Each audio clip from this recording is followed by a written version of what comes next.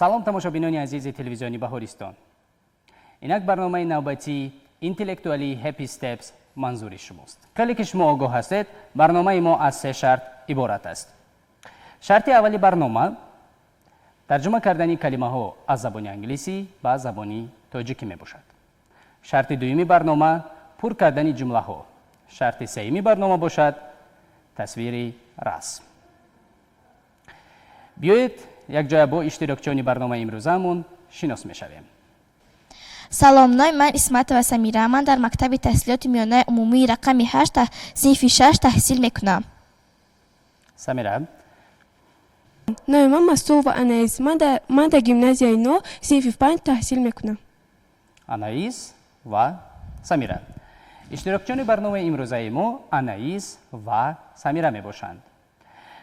خب آنائیس و سمیرا، شما شرط های برنامه ما آگاه هستید؟ بله.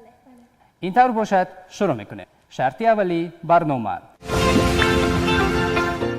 شرط اولی برنامه ترجمه کردن کلمه ها از زبان انگلیسی به زبان تاجیکی می باشد. یعنی که 10 کلمه برای سمیرا پیشنهاد کرده می شود و 10 کلمه برای آنائیس. آماده ایم؟ بله. شروع کردیم. کلمه هایی که از طرف دست چپ مانیتور هستند برای آنائیس پیشنهاد کرده می شود و کلمه هایی که از طرف راست مانیتور هستند برای سمیرا پیشنهاد کرده می شود. همه شما 1 دقیقه وقت دارین برای ترجمه کردن این کلمه ها. آماده ایم؟ بله. شروع کردیم. شما نیز تماشابینان عزیز میتونید که ورقهای خود را گرفته کلمه های مذکور را به زبان تاجیکی ترجمه کنید و دانش خود را سایقل گیرید. بسنجید که تا چه اندازه شما کلمه های زبان انگلیسی را به زبان تاجیکی ترجمه کرده می توانید. وقتی ما به انجام رسیده است چالکتر باشیم. تمام کردیم.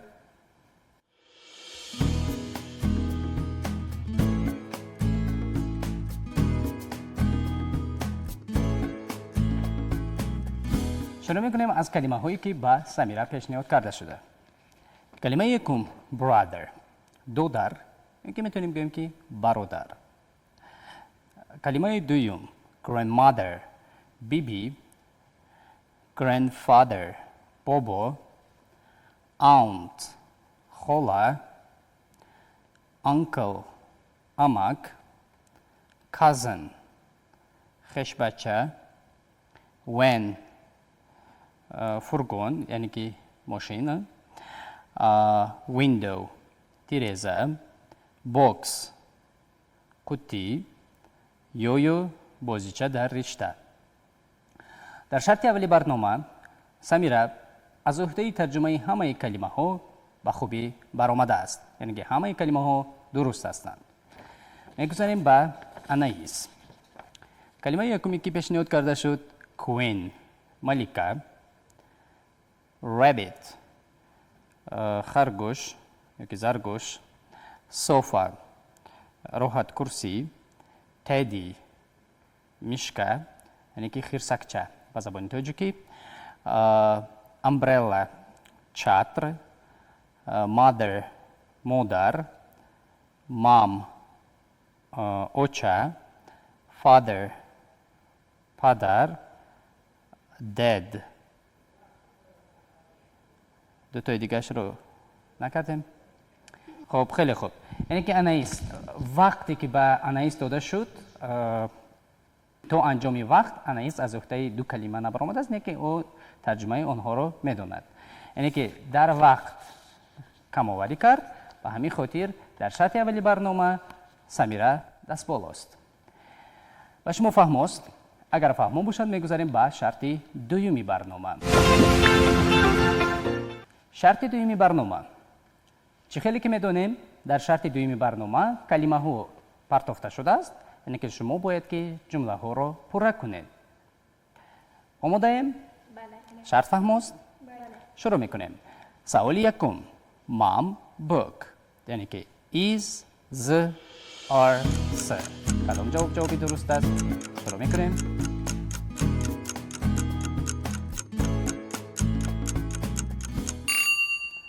آنائیس جواب شما؟ جواب من is. جواب شما is. جواب شما بی. جواب شما کاملا درست است. یعنی که جواب درست این بی است، یعنی که mom's book صاحبیت است، یعنی که apostrophe است نشان دهنده صاحبیت، یعنی که اشیای یا شخص با کسی تعلق دارد. کتابی مادرم mom's book. آنایس فهمیدیم؟ میگذاریم با سوالی دویمی برنامه. سوالی دویمی برنامه book is on the table. جوابی شما شروع کردیم. شما نیز چالاک باشید، پیش از اشتراکچی ما جوابهای خود را پیدا کنید و ببینید که تا چه اندازه شما گراماتیک زبان انگلیسی را خوب میفهمید. جواب شما سمیرا؟ A. Her book is on the table. جواب شما A. جواب شما نیز؟ Her. جواب شما نیز؟ Her. خب hers شما فکر میکنید که شکل جمع است؟ نه. نه. سمیرا؟ برای آن که شی گفتن ما نمیتونیم. برای چی شی گفتن نمیتونیم؟ برای آن که آن دختر کتاب نمیشود. آن دختر کتاب نمی‌شود. نمی‌شود. جواب شما کاملا درست است، یعنی که her book به خاطر هی گفتن نمیتوانیم که چون که هی پس از هی باید که فعل باشد، نه بلکه اسم باید باشد. یعنی که شی هم گفتن نمیتونیم به خاطر اون که باید بعد از شی باید که فعل باشد، یعنی که اسم نه. اینجا صاحبیت نشان میده. صاحبیت یعنی که her book کتابش یا که کتابی او. her هست کلمه اما به کتاب استفاده میبریم. میتونیم استفاده بریم که hers is on the table. اگر درباره همون اسم دویم بار گپ زده است و نشان دهنده آن است که ما چی رو در نظر داریم؟ کتاب رو در نظر داریم. فقط در جمله ما کتاب استفاده برده نمی شود. میگذاریم با سوالی سومی برنامه. سوالی سومی برنامه I know. یعنی که کدام جوابی درست است شما نیز چالکانه انتخاب کنید. شروع کردیم.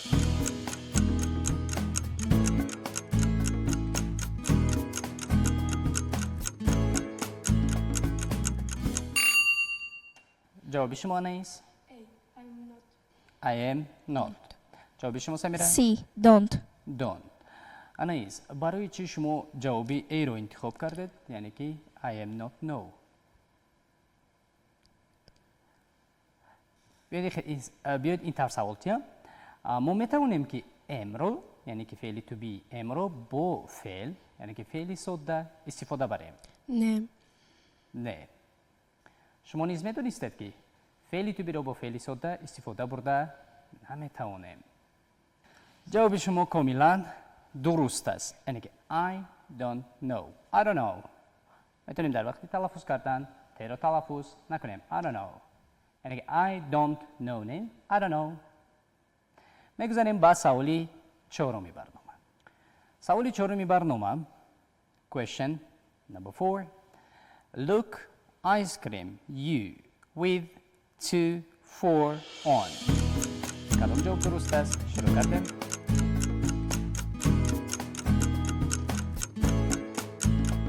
جواب شما سمیرا؟ Look, ice cream for you. جواب شما C for you. جواب شما C for you. for you. بله. برای چی ما with you گفته نمیتونیم؟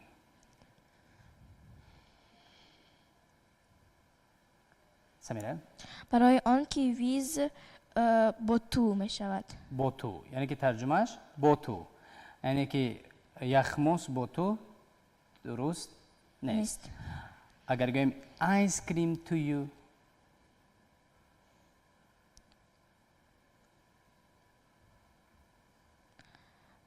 برای تو می شود. برای تو یعنی که درست است ice cream to you. شما چی فکر دارید؟ ice cream to you درست است یا نادرست؟ نمیدونیم. جواب های شما کاملا درست است. ice cream for you. برای چی تو نمی شود؟ به خاطر آنی که تو سمت را نشان می دهد یا اینکه با بعضی فعل ها استفاده می بریم talk to you یعنی که صحبت می کنم با تو یعنی که کمتر هم می شود با with. اگر سمت رو نشان دهیم تو school ما استفاده برده میتوانیم. یعنی که چیزی برای کسی وقتی که ما میخریم یا میدهیم میگوییم for you. آیس کریم for you. یخماس برای توست. میگذاریم به سوالی پنجمی برنامه.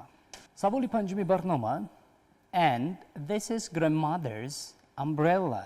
Where are they? جواب شما and, so, but, because. شروع کردیم.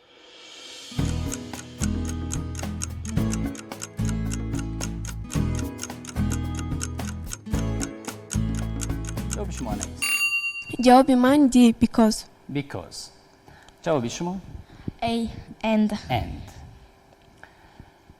برای چی سمیرا فکر میکنیم که جواب درست این and است؟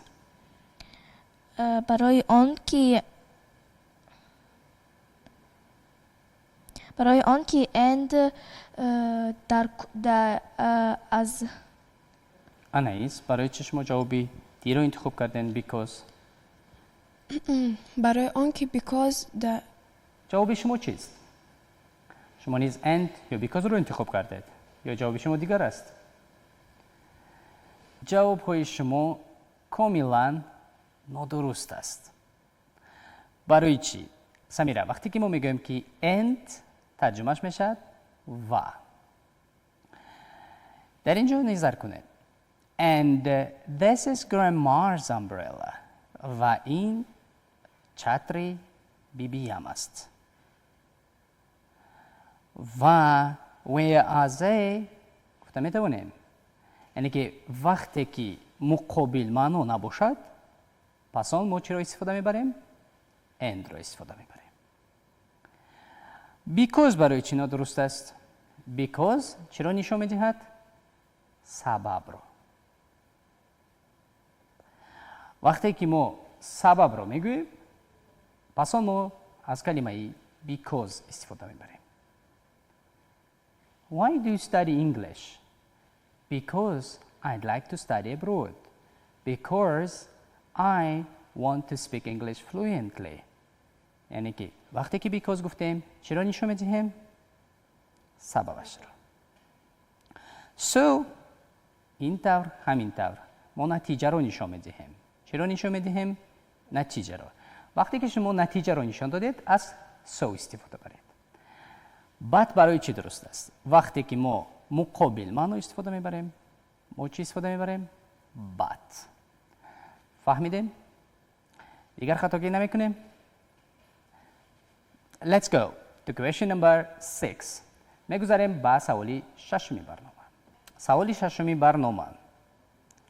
Let's grammar and the others. Lose, found, drink, find. جواب های شما.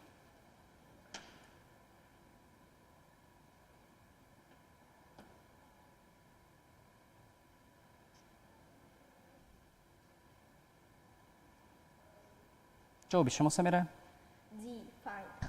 Let's find grandmother. Grandma. D find. D find. جواب شما آنایس؟ be found. be found. آنایس پس از let's ما کدام شکل فعل را استفاده میبریم؟ شکل زمانی حاضره یا اینکه زمانی گذشته؟ حاضره. زمانی حاضره. found زمانی حاضر است یا اینکه زمانی گذشته؟ گذشته. زمانی گذشته. شما زمانی حاضره. نه جواب یکمی شما درست بود.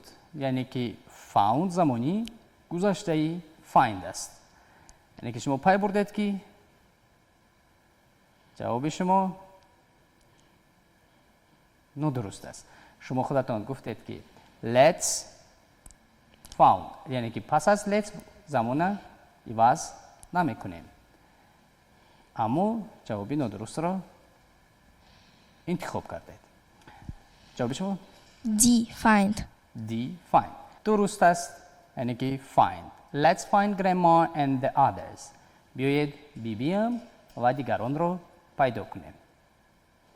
میگذاریم با سوالی هفتمی برنامه.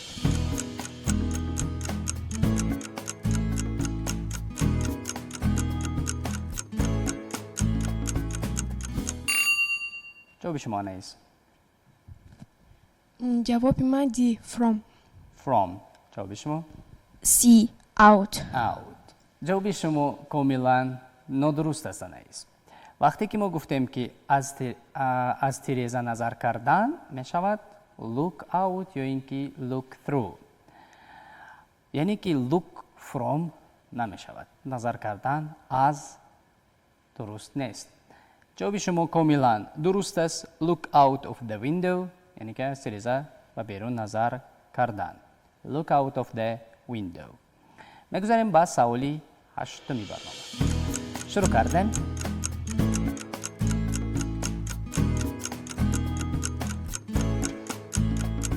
جواب شما سمیرا. B. What can you see? What can you see? جواب شما نیست. B. You. جواب های شما کاملا درست است. What can you see? You نادرست است به خاطر آنکه see فعلی ساده است. با فعلی ساده فعلی تو بی را استفاده نمیبریم. You see نادرست است. یا اینکه از یوز استفاده نمیبریم. یوز نشان دهنده اسم با کسی تعلق داشتن است. his یعنی که صاحبیت است. در اینجا see فعل است. تنها میتونیم what can you see. میگذاریم با سوالی نهمی برنامه. سوالی نهمی برنامه I am the park with my family. شروع کردیم جواب های شما.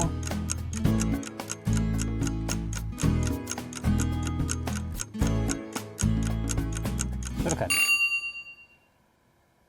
آنایس جواب شما. جواب من A. At. At. جواب شما سمیره. A. At.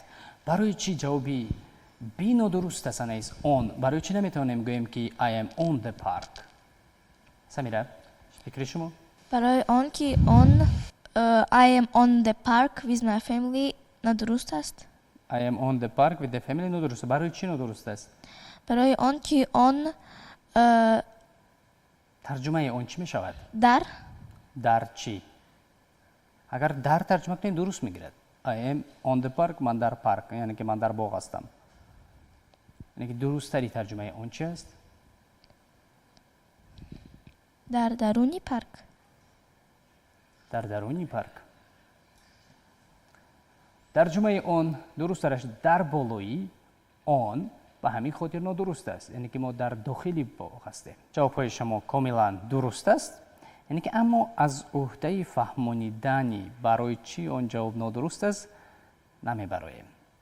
خب قبول است. جواب های شما درست. I am at the park with my family. یعنی که من در باغ هستم با عائله‌ام.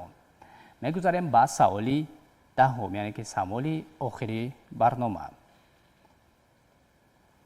سوالی دهمی برنامه My mom a ball. Throw, throws, throwing, throws. شروع کردیم. جواب های شما.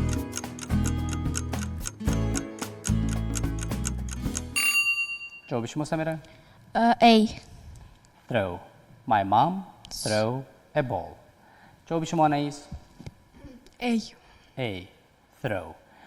برای چی سمیره جواب A درست است؟ برای آن که زمانی حاضر می باشد. زمانی حاضر می باشد. اگر زمانی حاضر باشد my mom کدام شخص است؟ شخص یگانه؟ نه. شما صحبت دارید. شخصی یکم. من گوش کرده ایستادم. شخصی دوم. اما دارم. شخصی چندم می باشد؟ سیوم. شخصی سیوم. در زمانی present simple یعنی که زمانی حاضر عادی در شخصی سیمی تنها یعنی که یگان پسوند یگان چی علاوه کرده نمی شود؟ نه. جواب های شما کاملا نادرست است. یعنی که در شخصی سیمی تنها در زمانی present simple tense زمانی حاضر عادی پس از فعل در شخص سیمی تنها he, she, it یعنی که my mom and she استفاده میبریم از آخر بندگی s یعنی که suffix s throws. اینجا استفاده بردیم my mom throws a ball. مادرم توپ را میپرتاید. یعنی که throwing برای چی نادرست است؟ به خاطر آنکه is نیست. یعنی که زمانی حاضری تمام دور باید که با چی استفاده بریم؟ is استفاده بریم. یا اینکه throwed کاملا نادرست است. فعل throw فعل نادرست است. زمانی گذشته است چی می شود؟ threw. با خاطر throw فعل حاضر درست، اما my mom شخص سیمی تنهاست، به همین خاطر جواب شما نادرست بود. شما باید گراماتیک زبان انگلیسی رو کمتر تکرار کنیم و دانش گراماتیکی خود رو بالا بریم. در این شرط برنامه سمیرا باید 2-3 جواب درست از آنائیس پیشرفت‌تر است، یعنی که در شرط دومی برنامه سمیرا دست بالا است. میگذاریم با شرط سومی برنامه. در مانیتور برای شما رسم پیشنهاد کرده می شود. شما باید در مدتی 1 دقیقه رسم را تصویر کنید. فهم است؟ شروع کردیم.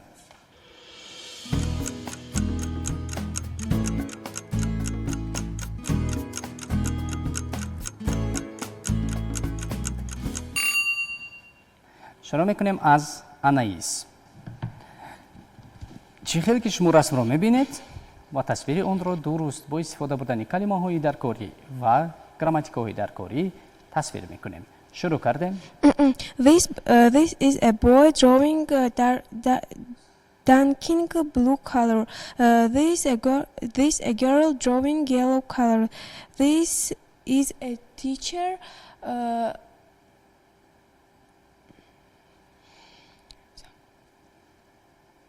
دوام ندهیم.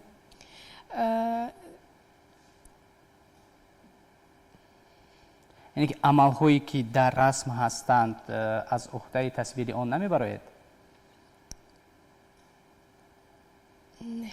نه. سمیرا. The boy is drawing a horse with blue color. The girl is drawing with yellow marker. The teacher is teaching girls and boys. On the wall, TV. Look through the window.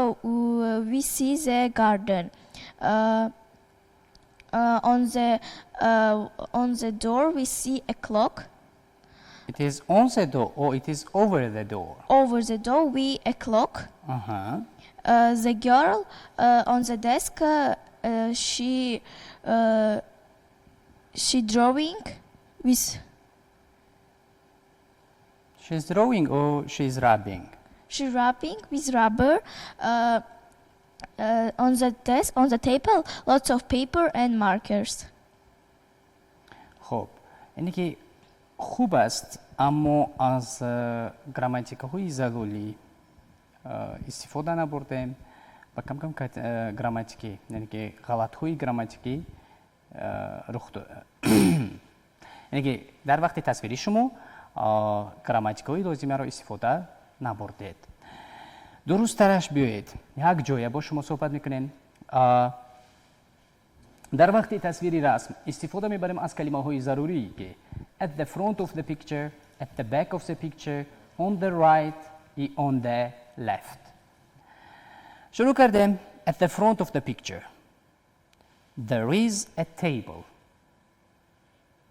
There is a table and there are some chairs around the table.